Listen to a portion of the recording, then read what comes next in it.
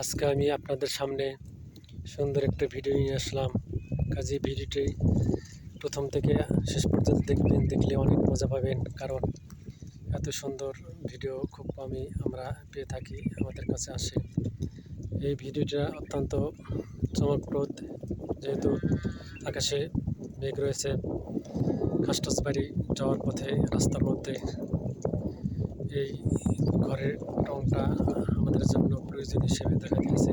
যখন কোনো বৃষ্টি নামে তখন আমরা এখানে অবস্থান নিই।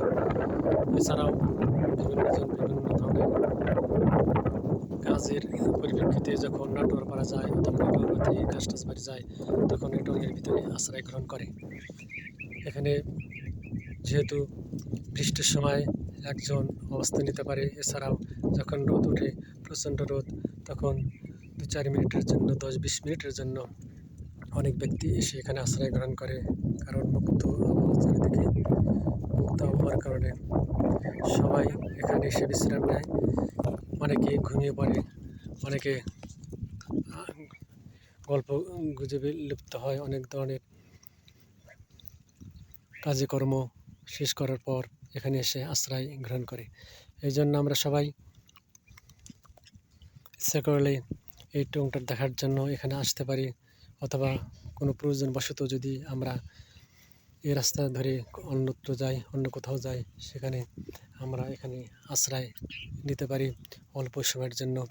এতে আমাদের ক্লান্তি আমাদের দূর হয়ে যাবে, আমাদের মনটা সতেজ হয়ে যাবে। আমাদের অনেক কিছু ভাবা বিষয় রয়েছে, চিন্তা ভাবনার বিষয় রয়েছে এই নিরিবিল স্থানে বসে থেকে। কারণ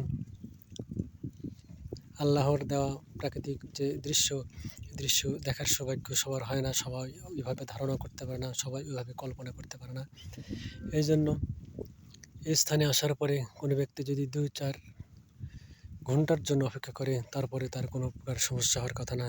একটা সুন্দর জায়গা এই টংটা। এর ভিতরে একটা মেশিন ছিল, সে মেশিনটা অন্যত্র নিয়ে চলে যাওয়া হয়েছে, কিন্তু এই টং রেখে দেওয়া হয়েছে। মানুষ প্রয়োজনবশত এখানে আসে।